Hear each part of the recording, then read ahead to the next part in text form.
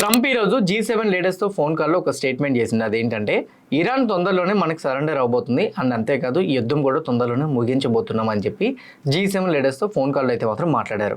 అతను మాట్లాడిన within few అవర్స్లోనే ఇరాన్ ప్రెసిడెంట్ కొత్త సుప్రీం లీడర్ ఎవరైతే ఉన్నారో కొన్ని స్టేట్మెంట్స్ చేసిండు. స్టేట్మెంట్ అతను చేయలేదు, ఒక న్యూస్ రిపోర్టర్తో ఆ స్టేట్మెంట్స్ చెప్పించారు.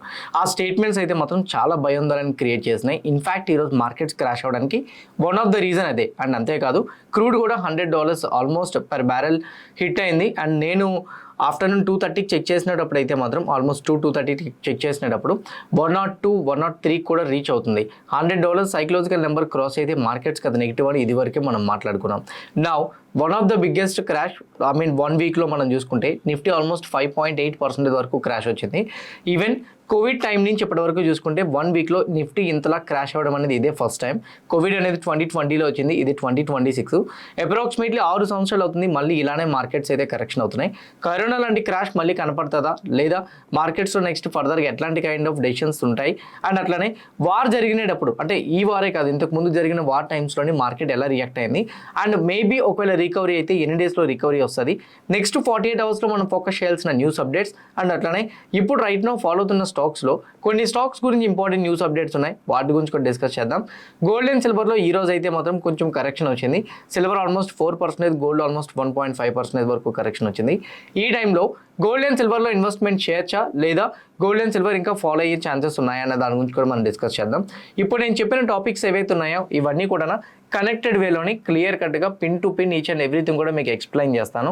అండ్ అంతేకాదు మీకు ఏదైతే నేను మీకు న్యూస్ రిపోర్ట్స్ మొత్తం కూడా రెడీ చేసి ఒక వీడియో రూపంలో చెప్తున్నానో ఈ చెప్పే ప్రాసెస్లో మేము పెట్టే ఎఫర్ట్స్, మా టీం పెట్టే ఎఫర్ట్స్ మీకు ఏ టైంలోనైనా హెల్ప్ అయినాయి అని కానీ మీకు అనిపిస్తాయి వీడియోని లైక్ చేయండి. ఛానల్ ఇంకా సబ్స్క్రైబ్ చేసుకోకుండా వీడియో చూస్తూ ఉంటే ఛానల్ కూడా సబ్స్క్రైబ్ చేసుకోండి.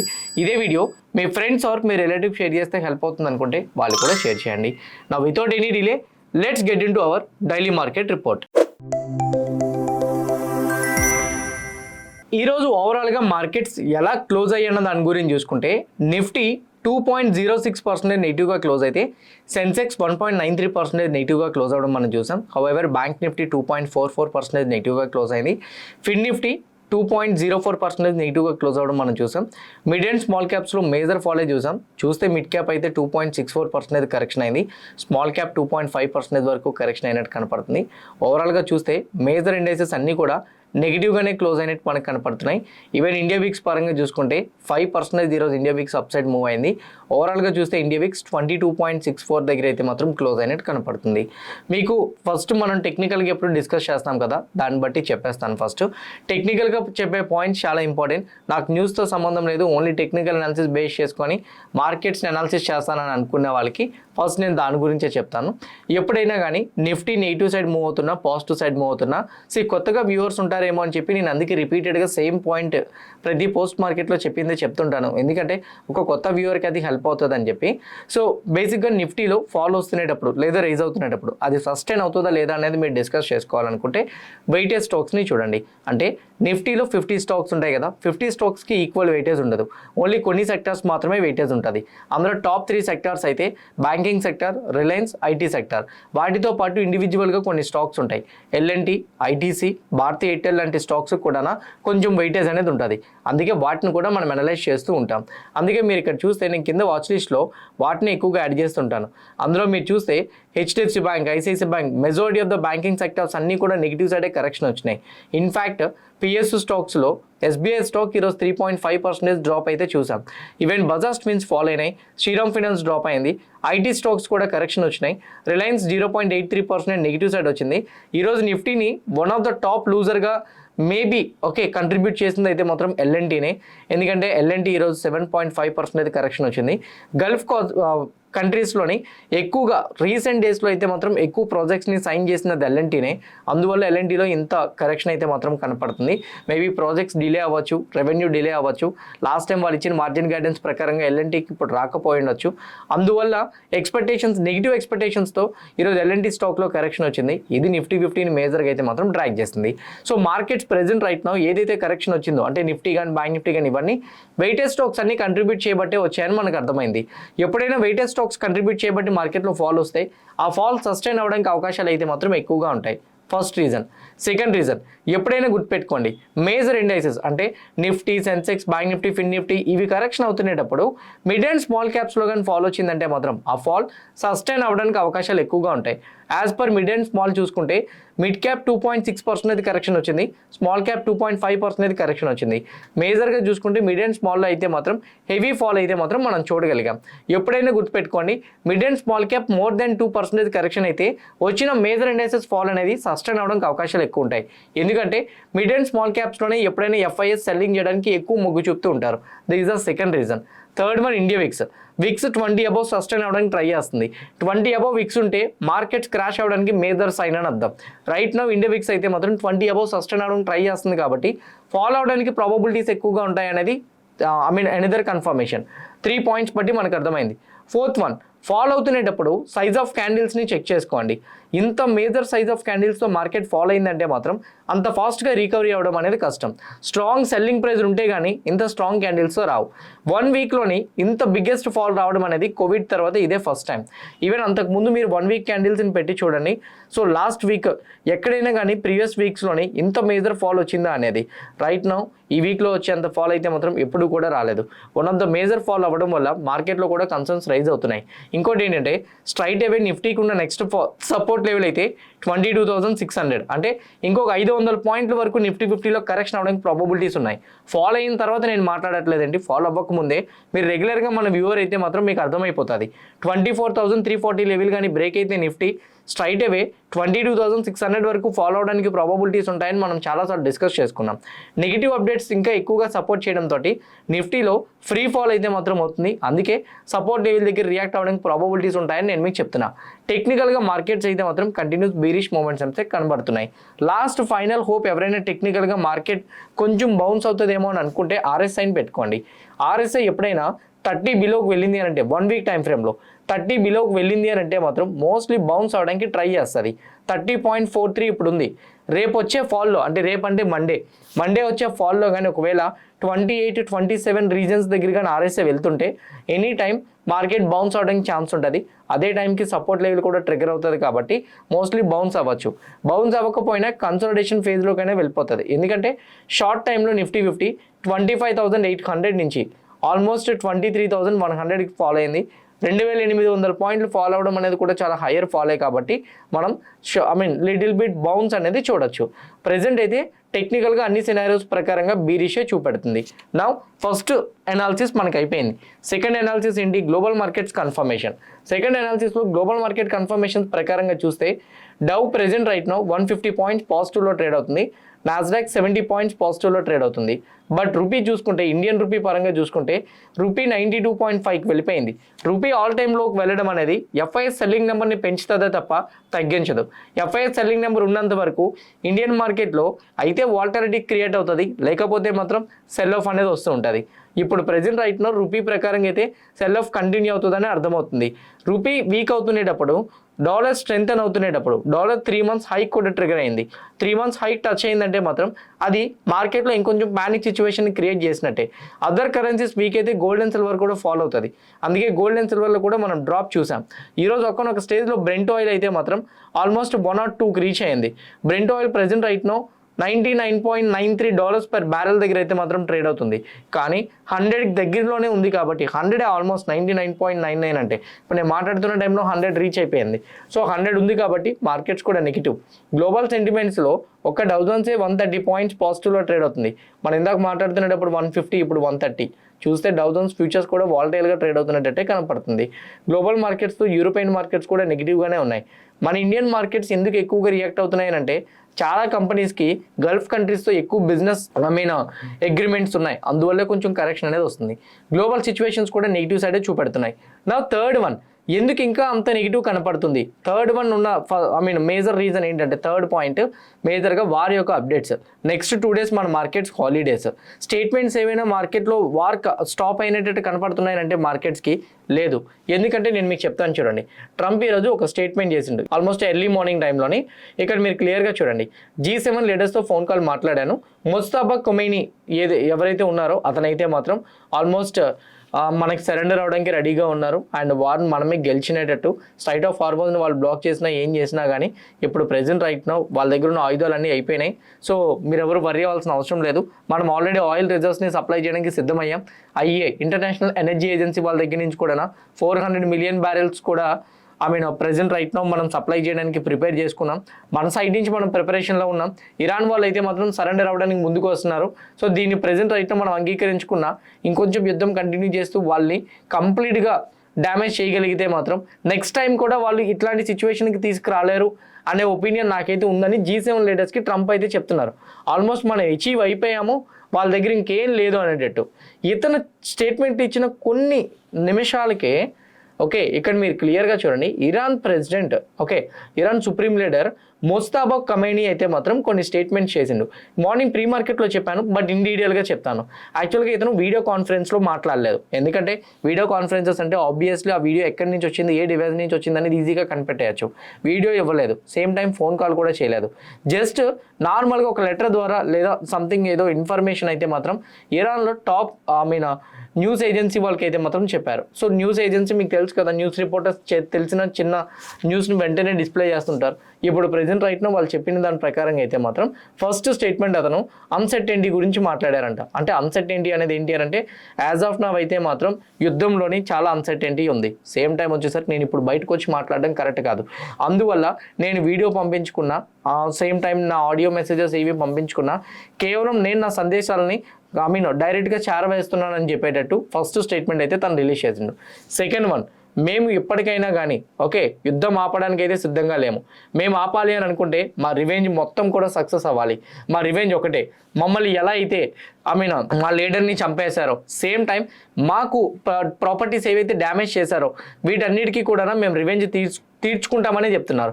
అయితే మేము ఈ రివెంజ్ తీర్చుకునే ప్రాసెస్ని ఆపేయాలంటే ఒకటే, మాకు డ్యామేజ్ అవ్వడానికి చాలా ఖర్చు అయింది. మాకు ఏదైతే డ్యామేజ్ అయిందో మా కంట్రీలో ఇన్ఫ్రాస్ట్రక్చర్స్ని డ్యామేజ్ చేశారు, స్కూల్స్ని పగలగొట్టేశారు, కాలేజెస్ని పగలగొట్టేశారు, సేమ్ టైం పబ్లిక్ ప్లేసెస్ ఏవైతే ఉన్నాయో వాటన్నిటిని డ్యామేజ్ చేశారు. వాటన్నిటిని మేము తిరిగి రీబిల్డ్ చేసుకోవాలంటే మాత్రం చాలా ఖర్చు అవుతుంది. ఆ ప్రాపర్టీస్ డ్యామేజ్ అయిన ఖర్చు మీరు ఇచ్చేస్తే పర్వాలేదు, ఖర్చు మేము ఇవ్వము అండ్ మోస్ట్లీ మేము యుద్ధం ఇంకా కంటిన్యూ చేస్తామని మీరు అనుకుంటే, ఖర్చు మీరు ఇవ్వరు అని అనుకుంటే, ఎగ్జాంపుల్ మా కంట్రీలోని స్కూల్ పిల్లలు 150 మంది ఆడపిల్లల్ని మీరు చంపేశారు అండ్ స్కూల్ మీద మీరు అటాక్ చేశారు. మీ న్యూస్ రిపోర్ట్ పరంగా అయితే మాత్రం అది మిస్టేక్గా జరిగిందని వాషింగ్టన్ న్యూస్ రిపోర్ట్ నుంచి వస్తుంది, కానీ మేము దాన్ని ఒప్పుకోం. ఇంకోటి ఏంటంటే మా ప్రాపర్టీస్ని, మా మేజర్ అసెట్స్ని ఎలా అయితే మీరు కూల్ చేశారో మీ సైడ్ నుంచి కూడా మీ ప్రాపర్టీస్ని, మీ మేజర్ అసెట్స్ని అలానే కూల్ చేస్తామని చెప్పారు. ఇది ఇప్పుడే కాదు, నిన్న కూడా స్టేట్మెంట్ చేశారు.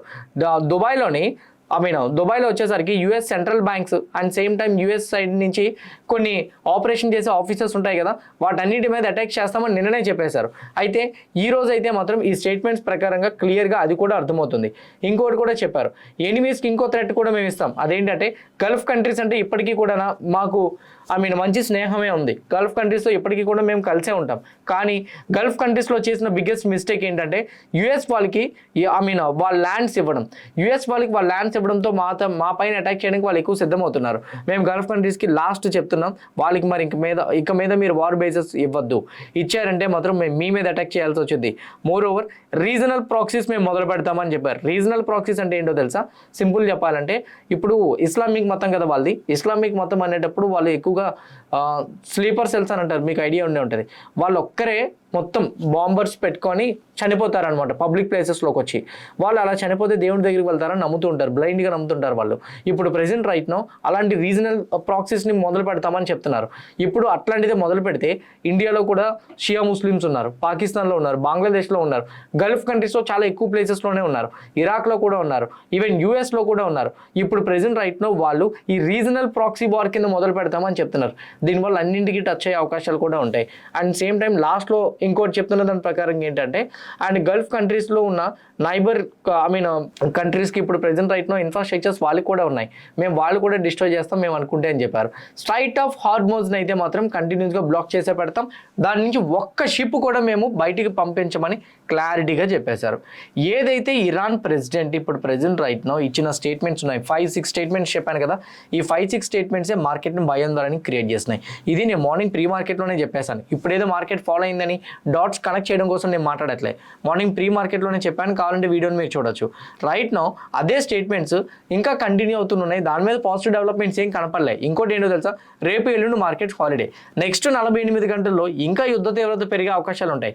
ఇంకోటి ఏంటంటే ఆయిల్ ట్యాంకర్స్ మీద ఇప్పుడు అటాక్ చేస్తున్నారు, ఇన్ఫ్రాస్ట్రక్చర్స్ మీద, ఎనర్జీ ఇన్ఫ్రాస్ట్రక్చర్స్ మీద అటాక్ చేయొద్దని చెప్పిన యూఎస్ వాళ్ళే ఇప్పుడు రైట్ నో ఇజ్రాయిల్ ఇరాన్ వాళ్ళ యొక్క ఇన్ఫ్రాస్ట్రక్చర్స్ మీద అటాక్ చేస్తుంటే యూఎస్ ఏమీ అనట్లే. అందుకే ఇరాన్ వాళ్ళు ఒమెన్లో ఉన్న ప్లేస్లో అటాక్ చేశారు, ఖటార్లో ఉన్న ప్లేస్లో అటాక్ చేశారు, ఇరాక్లో ఉన్న ప్లేస్లో అటాక్ చేశారు, ఇలా మేజర్ ప్లేసెస్లో అటాక్ చేస్తున్నారు. కాబట్టి రైట్ నౌ ఈ యొక్క అన్సర్టెనిటీ అనేది ఇంకా కంటిన్యూ అవుతుందనే మేజర్ కన్సర్న్తోనే మార్కెట్స్ హెవీగా ఫాలో అయినాయి. మనం మాట్లాడుకున్న ఫస్ట్ టెక్నికల్ పాయింట్స్ నెగిటివ్గానే ఉన్నాయి, గ్లోబల్ సిచ్యువేషన్స్ నెగిటివ్గా ఉన్నాయి, వార్ అప్డేట్స్ ప్రకారంగా ఎక్కడ పాజిటివ్ డెవలప్మెంట్స్ కనిపించట్లేదు. ఇంకోటి ఏంటంటే ఇక్కడ చూడండి, will continue to target US bases అని కూడా చెప్పారు. హర్మస్ విల్ రిమైన్ సెట్ అని కూడా షట్ అని కూడా చెప్తున్నారు. సింపుల్ గా వాళ్ళు చెప్పేది కూడా అదే, మేమైతే మాత్రం స్ట్రైట్ ఆఫ్ హార్మోన్స్ ని ఇంకా అట్లానే షట్ చేసే ఉంచుతాం, యూఎస్ బేసెస్ ని కంటిన్యూగా మేము అటాక్ చేస్తూనే ఉంటామని కూడా చెప్తున్నారు. యూఎస్ వాళ్ళు రష్యాకి ఇంకోటి కూడా చెప్తున్నారు. రష్యా ఇప్పుడు ప్రెసెంట్ రైట్ నో నిన్న ఒక మీటింగ్ అయింది, నిన్న మీటింగ్ అయిన దాంట్లో 135 దేశాల్లోని రష్యా చైనా మాత్రమే ఇరాన్కి సపోర్టివ్గా ఉంది. అయితే సపోర్టివ్గా ఉన్నామని చెప్పి ఇరాన్కి ఓటేయలే, అసలు ఓటు వేయడానికే రాలేదు. ఇదేంటంటే ఈ ఓటింగ్ ఏంటంటే ఇరాన్ వాళ్ళు స్ట్రైట్ ఆఫ్ హార్మోన్స్లో ఆయిల్ ఆపడం కరెక్ట్ కాదు, సో మోస్ట్లీ ఇరాన్ వాళ్ళని మనం ఖండించాలని చెప్పి మొత్తం ఇంటర్నేషనల్ యునైటెడ్ నేషన్స్లో అందరూ కూడా ఇంటర్నేషనల్ ఏజెన్సీస్ వాళ్ళందరూ కూడా యాడ్ అయ్యి ఓటింగ్ వేసుకుంటే ఇరాన్కి అగెయిన్స్ట్గానే ఓట్స్ వచ్చినాయి. కానీ ఇందులో రష్యా చైనా పాల్గొనలేదు. యూఎస్ కూడా రష్యాని చాలా చీప్గానే మాట్లాడింది, మనము భయపడాల్సిన అవసరం లేదు. ఇన్ఫ్యాక్ట్ స్కాట్ బీసెంట్ గారు చెప్తున్న దాని ప్రకారంగా మన యూఎస్ గవర్నమెంట్కి బోల్డ్ లాభం, డాలర్ పెరిగితే మనకే లాభం. అది ఇప్పుడు ఇంకోటి క్రూడ్ $100 $100కి వెళ్ళింది పెర్ బ్యారెల్, అది ఇంకా మనకి ఇంకా బిగ్గెస్ట్ ప్రాఫిట్. ఎందుకంటే మన ఇండియా మన యూఎస్ దగ్గర ఎక్కువ రిజర్వ్స్ ఉన్నాయి, రిజర్వ్స్ మన దగ్గర ఉంచుకుంటే మనకి అది లాభమే తప్ప నష్టం ఎందుకు అవుతుంది. మనం ఇంకోటి ఏంటంటే ఎమర్జెన్సీ ఆయిల్ కూడా ఇస్తామని చెప్పాం, ఇంటర్నేషనల్ ఎనర్జీ ఏజెన్సీ వాళ్ళు కూడా ఇస్తామని చెప్పారు. సో ఇప్పుడు రష్యాకి కాకపోతే ఈ నెల రోజులు కొంచెం యాక్సెస్ ఇస్తున్నామని చెప్తున్నారు, రష్యాకి ఇవే నచ్చట్లేదు. ఒక దేశం చాలా చీప్గా చూసి మాట్లాడుతుంటే ఆబ్వియస్లీ ఇంకో దేశానికి అది నచ్చదు. రష్యా చిన్న దేశం కాదు, ఆయిల్ చాలా ఉంది. రష్యా మీద శాంక్షన్స్ని యూఎస్ వాళ్ళు చాలా విధించారు, ఆ శాంక్షన్స్ని ఇప్పుడు ఎత్తేసారు. ఏప్రిల్ 11 వరకు అవకాశం ఇచ్చాం, ఏ దేశమైనా రష్యా దగ్గర నుంచి ఆయిల్ కొనుక్కోండి అని చెప్తున్నారు. కానీ ఈ మాటలే రష్యాకి అంటే పర్మిషన్ ఇచ్చాము, మేము యాక్సెస్ ఇచ్చామని చెప్పడంతో రష్యాకు కూడా ఇది నచ్చట్లేదు. యూఎస్ బిహేవ్ చేసే వే అనేది ఇరాన్కే కాదు, ఈవెన్ రష్యాకి చైనా కూడా నచ్చట్లేదు. అందుకే రష్యా యుఎస్ వెపన్స్ ఎట్లా వెళ్తున్నాయి, satellite connections and GPS systems మొత్తం అన్ని ట్రాక్ చేసి ఇరాన్ వాళ్ళకి ఇచ్చేస్తుంది. ఎందుకంటే ఇరాన్ వాళ్ళు రష్యాకి ఆ విధంగానే సపోర్ట్ చేశారు. రష్యా ఇరాన్ ఉక్రెయిన్ యుద్ధం అవుతునేటప్పుడు ఇప్పుడు ప్రెసెంట్ రైట్ ను ఏదైతే హఫీజ్ 30 అనుకుంటా, దాని నేమ్ నాకు కరెక్ట్గా తెలియదు, హఫీజ్ 30 అనుకుంటా. సో ఆ డ్రోన్స్ ఉన్నాయి చూసారా, ఆ డ్రోన్స్ని రష్యాకి ఇరాన్ వాళ్ళే ఇచ్చారు. రైట్ నో అట్లాంటి కైండ్ ఆఫ్ సిచ్యువేషన్స్లో రష్యాను ఆదుకున్నారని రష్యా ఇరాన్కి ఇప్పుడు సపోర్ట్ చేస్తుంది. సో ఇండైరెక్ట్గా సపోర్ట్ చేస్తున్నారంటే ఎస్, ఇండైరెక్ట్గా సపోర్ట్ చేస్తుంది, అది ఇరాన్ సైడ్ నుంచే కొంతమంది చెప్పారు కూడా. అండ్ ఇంకోటి ఏంటంటే యూఎస్ ఇరాన్ వార్ సైడ్ నుంచి ఏమైనా అప్డేట్స్ చూసుకుంటే ఎక్కడ కూడా ఎవరు కూడా ప్రెసెంట్ రైట్ నో అయితే మాత్రం స్టాప్ చేసేటట్టు అయితే మాత్రం లేదు. ఇంకోటి ఏంటంటే యూఎస్ వాళ్ళు ఇప్పటికే $11 బిలియన్ ఖర్చు పెట్టారని చెప్తున్నారు, అంటే అప్రాక్సిమేట్లీ $130,000 ఖర్చు పెట్టారు. ఇరాన్కి అంత ఖర్చు కూడా అవ్వలేదంట. ఓకే, సో ఒక పక్క యూఎస్ ఎకానమిక్ పరంగా ఇంపాక్ట్ పడుతుంది. నెక్స్ట్ 48 గంటలు మిమ్మల్ని చూడమని చెప్తుంది ఇదే అనమాట. ఈ 48 గంటల్లో యూఎస్ ఎకానమిక్ చాలా ఇంపాక్ట్ పడిపోతుంది, కనీసం ఒక 30,000 కోట్లైనా ఖర్చు అవుతుందండి ఈ 2 రోజుల్లో యూఎస్కి. సో చాలా హెవీగా ఇంపాక్ట్ పడుతుంది. కాబట్టి యూఎస్కి ఈ 2 రోజుల్లో సీజ్ ఫైర్ గురించి మాట్లాడినా, సేమ్ టైం ఇరాన్ లీడర్ని మళ్ళీ ఇప్పుడు కొత్త సుప్రీం లీడర్ ఇరాన్ లీడర్ చనిపోయారు అనుకోండి, ఇరాన్కి ఆల్మోస్ట్ ఇంకా వాళ్ళకున్న వింగ్స్ తెగిపోయినట్టే. సో అది కూడా one of the negative point, positive పాయింటే. సో నెక్స్ట్ వన్ వచ్చేసరికి స్ట్రైట్ ఆఫ్ హార్మోన్స్లోని ఇండియా ఆల్రెడీ మాట్లాడుతున్నారని కొన్ని డిస్కషన్స్ వస్తున్నాయి. మన నరేంద్ర మోడీ గారు ఇరాన్ యొక్క ప్రెసిడెంట్తో ఫోన్ కాల్ మాట్లాడుతున్నారని. అయితే ఎక్కడ ఏమీ వాళ్ళు ఒప్పుకోలేదు. ఒకవేళ ఒప్పుకుంటే ఇండియాకి మేమేమన్నాం, ట్యాంకర్స్ పైన ఇండియా ఫ్లాగ్ హోస్టింగ్ది కనపడితే పర్వాలేదని అనుకుంటే మాత్రం అది డెఫినెట్గా పాజిటివ్గా మారే అవకాశాలు అయితే మాత్రం ఎక్కువగా ఉంటాయి. So this is an another big positive. ఈ 48 అవర్స్ అయితే మాత్రం ఈ న్యూస్ అప్డేట్సే చూడండి. ఇందులో ఏ డెవలప్మెంట్ కానీ కనిపించకపోతే మాత్రం మండే కూడా మార్కెట్స్ నెగిటివ్గానే ఓపెన్ అవుతాయి. ఓకే, ఏ డెవలప్మెంట్స్ కూడా కనిపించకపోతే. కానీ మరీ బిగ్ క్రాష్ అవుతుందని మండే అనుకోవద్దు, ఎందుకంటే ఇప్పటికే చాలా ఓవర్గా ఫాలో అయింది. మేబీ కొంచెం ఫ్లాట్ విత్ నెగిటివ్గా ఒక 100 పాయింట్లు 80 పాయింట్లు గ్యాప్ డౌన్ ఓపెనింగ్ జరగచ్చు. ఇది మేజర్గా ఉన్న వార్ మీద ఉన్న అప్డేట్స్ అయితే మాత్రం. ఓకే, అయితే ఇప్పుడు ఇంకోటి కూడా చూడండి, జేపీ మోర్గన్ వాళ్ళు అంటే స్ట్రైట్ ఆఫ్ హార్మోజ్ రీఓపెన్ అవ్వనంత వరకు ఇండియన్ స్టాక్ మార్కెట్ని షార్ట్ చేస్తూనే ఉండండి, ఎనర్జీ స్టాక్స్ని బై చేస్తూనే ఉండండి అని చెప్తున్నారు. One of the international broking ఏజెన్సీనే స్టాక్ మార్కెట్ని సెల్ చేయండి. ఓకే, ఎందుకు అని అంటే స్ట్రైట్ ఆఫ్ హార్మోజ్ ఉన్నంత వరకు క్లోజ్ అయినంత వరకు స్టాక్ మార్కెట్లో నెగిటివ్ ఇంపాక్టే ఉంటుందని చెప్తున్నారు. ఇందాక కూడా అదే కదా మనం మాట్లాడాం, స్ట్రైట్ ఆఫ్ హార్మోజ్ ఓపెన్ అయినంత వరకు మార్కెట్లో బీరిష్ మొమెంటం కంటిన్యూ అవుతుందని. 48 గంటలు అవే చూడండి, వీటిలో ఏదైనా కానీ న్యూస్ అప్డేట్స్ వస్తే డెఫినెట్గా పాజిటివ్గా మనం చూడొచ్చు. వీక్లీ అనాలిసిస్ రేపు ఈ టైంకి నేను రికార్డింగ్ మొదలు పెడతాను. ఈ టైంలోపు ఏదైనా కానీ పాజిటివ్ అప్డేట్స్ వస్తే మాత్రం డెఫినెట్గా అవి నేను కవర్ చేసే చెప్తాను. అది మీకు సండే మార్నింగ్ రిలీజ్ అవుతుంది. టైం టు టైం అప్డేటెడ్గా అన్నీ నేను మీకు చెప్తాను. Don't worry about it, channel subscribe చేసి పెట్టుకోండి. నౌ ఇప్పుడు మనం మాట్లాడుకున్న థర్డ్ అప్డేట్, వార్ అప్డేట్ ఏదైతే ఉందో ఇది కూడా యాజ్ ఆఫ్ నౌ మార్కెట్స్కి నెగిటివ్గానే కనపడుతుంది. నా fourth one macro economic data. ఉన్న నెగిటివ్సే సరిపోలేదని అనుకుంటే ఇంకో నెగిటివ్ కూడా క్రియేట్ అవుతుంది. అదేంటంటే ఇంకోటి, మన మార్కెట్స్ ఈరోజు ఫాలో అవడానికి ఇండియా ఇన్ఫ్లేషన్ కూడా ఒక రీజన్ అండి. ఎందుకంటే 3.2% వచ్చింది ఎస్టర్డే. ఇండియా ఇన్ఫ్లేషన్ కూడా పక్క రీజనే. ఇప్పుడు రైట్ నౌ యూఎస్ ఇన్ఫ్లేషన్ ఈరోజు ఈవినింగ్ అప్రాక్సిమేట్లీ 6 o'clockకి ఒక ఈవెంట్ రాబోతుంది. మీకు తెలుసు, core PC index data and అట్లానే జీడిపి గ్రోత్ డేటా అండ్ అట్లానే PC index data, jobs opening data and Michigan consumer sentiment data కూడా రాబోతుంది. చాలా ఇంపార్టెంట్ అప్డేట్స్ కాబట్టి ఇవన్నీ కూడా డెఫినెట్గా యూఎస్ మార్కెట్స్ని ఈవినింగ్ ఇంపాక్ట్ చేస్తాయి. ఎక్కడైనా కానీ కొంచెం అప్సైడ్ కానీ అంటే కొంచెం నెంబర్స్ ఎక్కువగానే వచ్చినట్టుంటే మాత్రం మేబీ ఇప్పుడు వార్ సిచ్యువేషన్ అవుతుంది, ఈ మంత్ ఇంకా అప్డేట్ అవ్వలేదు, ఈ మంత్ నెక్స్ట్ మంత్ అప్డేట్ అవుతుంది. ఇప్పుడే ఎక్కువ వచ్చింది అనుకోండి, నెక్స్ట్ మంత్ ఇంకా పెరిగిపోయే అవకాశాలు ఉంటాయి. మన మార్కెట్లో ఫియర్ కూడా అదే. ఇన్ఫ్లేషన్ ఇప్పుడే 3.2 వచ్చింది. ఇప్పుడు ఆయిల్ ప్రైజెస్ పెరగడం, న్యాచురల్ గ్యాస్ ప్రైజెస్ పెరగడం వల్ల ఇన్ఫ్లేషన్ పెరుగుతుంది. మేబీ అట్లాంటి కైండ్ ఆఫ్ సిచ్యువేషన్ మళ్ళీ కనపడితే మాత్రం డెఫినెట్గా హెవీ ఇంపాక్ట్ అనేది కనపడుతుంది. అందుకే ఈరోజు నైట్ ఈ ఈవెంట్ కూడా చూడండి. సో 48 అవర్స్లో చూడాల్సిన అప్డేట్ ఇది కూడా పెట్టుకోండి. ఓవరాల్గా చూసుకుంటే మార్కెట్స్కి నెగిటివ్ సెంటిమెంట్ కంటిన్యూ అవుతుంది. అండ్ ఏవైనా పాజిటివ్ డెవలప్మెంట్ నెక్స్ట్ 48 అవర్స్ చూడాల్సినవి ఏవైతే చెప్పానో అవి చూడండి. లేదనుకుంటే మాత్రం మనం నెగిటివ్గానే ఫాల్ చూడొచ్చు. Next one, gold and silver అంటారా?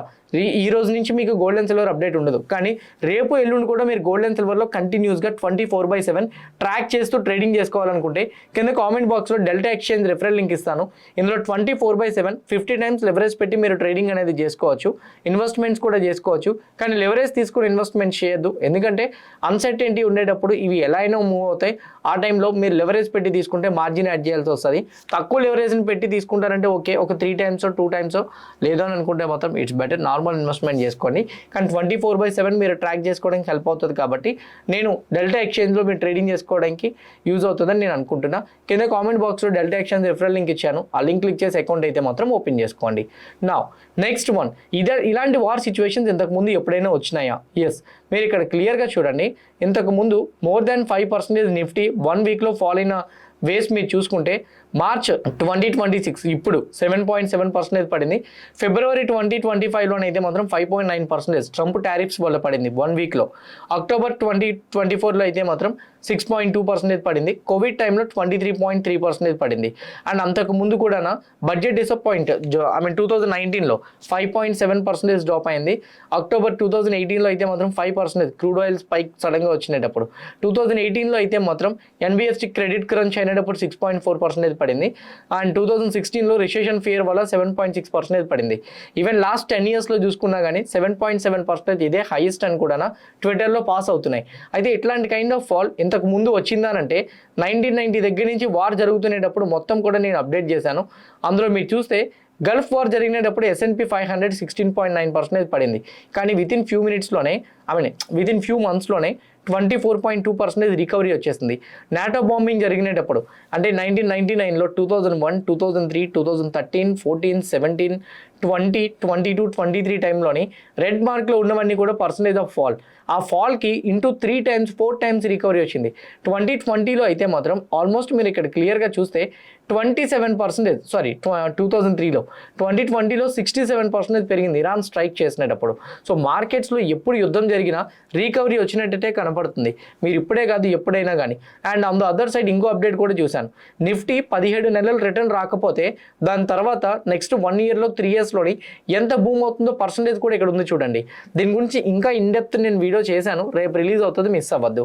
ఇక్కడ చూస్తే లాస్ట్ 17 మంత్స్లో ఎప్పుడైనా కానీ నిఫ్టీ రిటర్న్ ఇవ్వకపోతే వితిన్ 1 ఇయర్లో యావరేజ్గా 30% రిటర్న్ ఇస్తుందని చెప్తున్నారు. అంతేకాదు నెక్స్ట్ 3 ఇయర్స్లో 76%.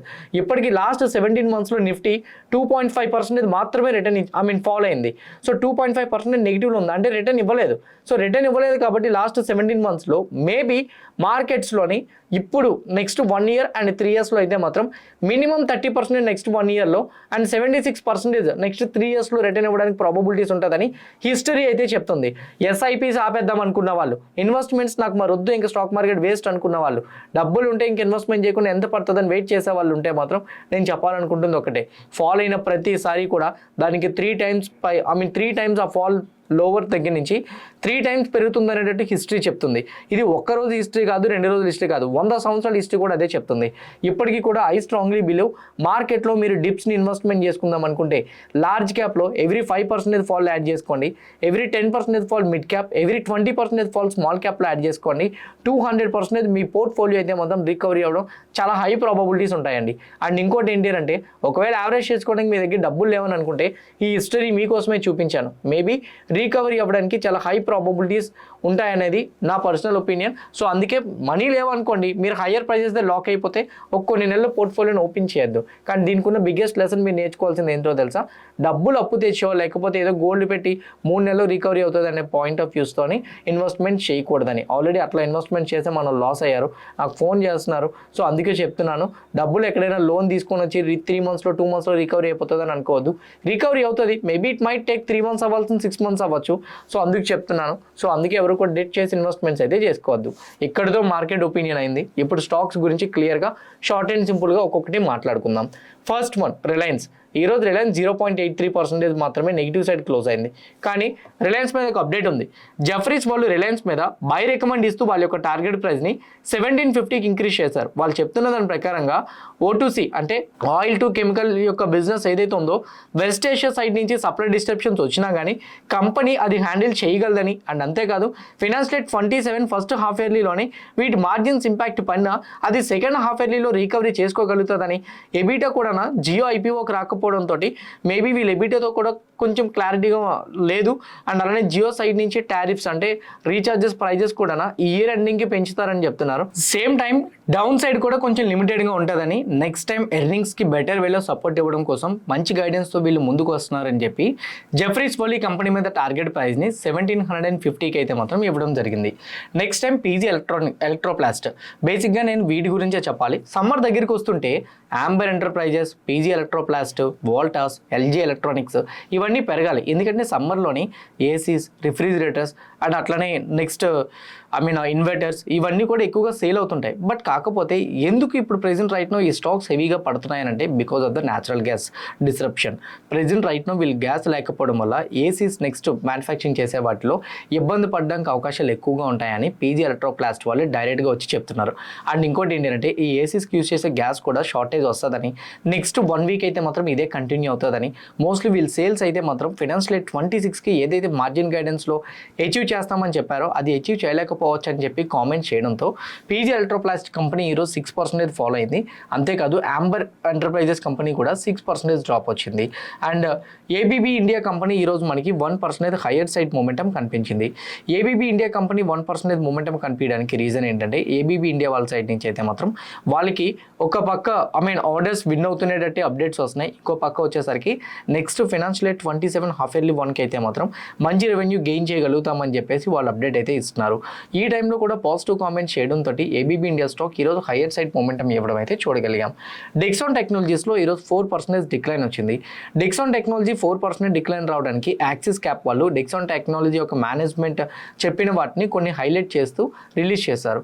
వాళ్ళు చెప్తున్న దాని ప్రకారం ఏంటంటే మెమొరీ ప్రైజెస్ పెరగడం, మోస్ట్లీ బడ్జెట్ రిలేటెడ్గా ఫోన్స్ కొనుక్కునే వాళ్ళు ఎవరైతే ఉన్నారో కన్జ్యూమర్స్ వాళ్ళ మీద ఇంపాక్ట్ పడుతుందని కూడా చెప్తున్నారు. అండ్ అంతేకాదు ఇస్మార్ట్ అండ్ అలానే అట్లానే షియోమి అంటే లైక్ రెడ్మీ ఈ ఫోన్స్ అన్నిటి మీద వాల్యూమ్స్ ఇంపాక్ట్ పడతాయని కూడా చెప్తున్నారు.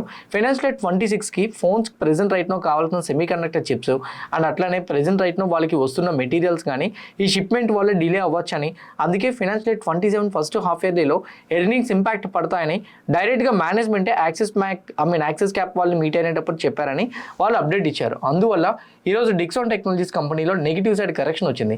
అదాని పోర్ట్స్ కంపెనీలో కూడా కొంచెం డ్రాప్ వచ్చింది బికాస్ ఆఫ్ ద ఫియర్. ఎందుకంటే ఒమాన్లో ఉన్న పోర్ట్ ఏరియాస్లో కూడా అటాక్స్ జరుగుతున్నాయని, ఇరాక్లో ఉన్న పోర్ట్ ఏరియాస్లో కూడా అటాక్స్ జరుగుతున్నాయని, సో ఫర్దర్గా ఇంకేమైనా పోర్ట్ ఏరియాస్లో అటాక్ జరిగితే షిప్మెంట్ పరంగా ఇంపాక్ట్ పడుతుందని చెప్తున్నారు. అయితే వీళ్ళు కొన్ని పోర్ట్స్ ఉన్నాయి, అందులోని హైఫా పోర్ట్ అని one of the famous port వీళ్ళకి ఉంది.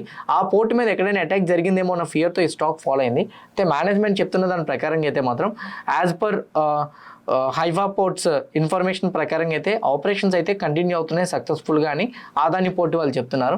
ఇది పాజిటివ్ పాయింటే, కానీ complete global sentiment market sentiment నెగిటివ్గా ఉండబట్టి స్టాక్ ఫాలో అయిందేమో అనేది నా opinion. Tata Motors passenger vehicles ఈరోజు డ్రాప్ అయింది కదా, ఎంటైర్ ఆటో సెక్టర్ డ్రాప్ అవుతుంది బికాజ్ క్రూడ్ ప్రైస్ పైక్ అవుతుంది. క్రూడ్ ప్రైస్ పైకి అయితే ఆటో సెక్టర్ రిలేటెడ్ స్టాక్స్ని సేల్ అనేది ఆగిపోతుంది. First one. Second one, auto sector use చేసే టైర్స్ కానీ సేమ్ టైం వాళ్ళకి యూజ్ చేసే పైన ఉన్న ప్లాస్టిక్ బాడీస్ ఉంటాయి కదా, ఈ ప్లాస్టిక్ బాడీస్ కూడా క్రూడ్తోనే రెడీ చేస్తుంటారు. అది అండ్ సమ్ అదర్ లేయర్స్ కూడా మోస్ట్లీ ఆయిల్కి డిపెండ్ అయ్యి ఉంటుంది కాబట్టి ఈవెన్ పెయింట్స్కి కూడా, కార్స్కి వేసే పెయింట్స్ కూడా కాస్ట్ అనేది క్రూడ్ ఆయిల్ అందులో ఇంక్లూడ్ అయ్యి ఉంటుంది. ఆ కాస్ట్ పెరిగే ఛాన్స్ ఉంటుంది. ఇప్పుడు వాటన్నిటి వల్ల సేల్స్ మేబీ డ్రాప్ అవ్వచ్చు అనే రీజన్తో స్టాక్ ఫాలో అవుతుంది. కానీ టాటా మోటార్స్కి ఒక పాజిటివ్ పాయింట్ కూడా ఉంది. అదేంటంటే 5000 బస్సెస్ అయితే మాత్రం present right now pan India వైజ్గా ఆర్డర్స్ వచ్చాయని చెప్తున్నారు. దీనివల్ల కంపెనీకి రీసెంట్గా వచ్చే ఆర్డర్ కన్నా ఇది ఎక్కువ ఆర్డరే అని చెప్పి మేబీ ఫర్దర్గా వీళ్ళకి సేల్ పెంచుకోవడానికి అవకాశం ఉందని కూడా చెప్తున్నారు. కానీ టాటా మోటార్స్ అయితే మాత్రం నెగిటివ్గా రియాక్ట్ అయింది. కమర్షియల్ వెహికల్ కంపెనీ కూడా లాస్ట్ 10 డేస్లో అప్రాక్సిమేట్లీ 20% వరకు డ్రాప్ అయితే కనిపించింది because of this crude spike. BSc stock ఈరోజు నెగిటివ్ సైడ్ వచ్చింది. ఇంకోటి చెప్పాలి, బీఎస్సీ రిలేటెడ్ స్టాక్స్లో రేపు మాక్ ట్రేడింగ్ జరుగుతుంది. ఆ ప్రైజెస్ ఏమైనా కానీ మీకు చేంజ్ కనబడితే కంగారు పడద్దు. ఎందుకంటే వాళ్ళు బీఎస్సీలో అయితే మాత్రం ఈక్విటీ సెగ్మెంట్స్లోని, కమోడిటీస్లోని, కరెన్సీస్లో అయితే మాత్రం మాక్ ట్రేడింగ్ రేపు స్టార్ట్ చేస్తున్నామని చెప్తున్నారు.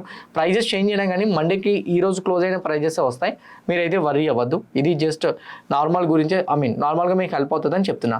హోప్ క్లియర్ కట్గా నేను కవర్ చేసిన డేటా పాయింట్స్ అన్ని మీకు హెల్ప్ అయినాయి అనుకుంటున్నా. డేటా పాయింట్స్ హెల్ప్ అయినాయి, కాంటెంట్ నచ్చింది అనుకుంటే డెఫినెట్గా వీడియోని లైక్ చేయండి. ఛానల్ ఇంకా సబ్స్క్రైబ్ చేసుకోకుండా వీడియో చూస్తూ ఉంటే ఛానల్ కూడా సబ్స్క్రైబ్ చేసుకోండి. ఇదే వీడియో మీ ఫ్రెండ్స్ ఆర్ మీ రిలేటివ్ షేర్ చేస్తే హెల్ప్ అవుతుంది అనుకుంటే వాళ్ళు కూడా షేర్ చేయండి. See all in the next coming videos. Happy weekend everyone. Bye.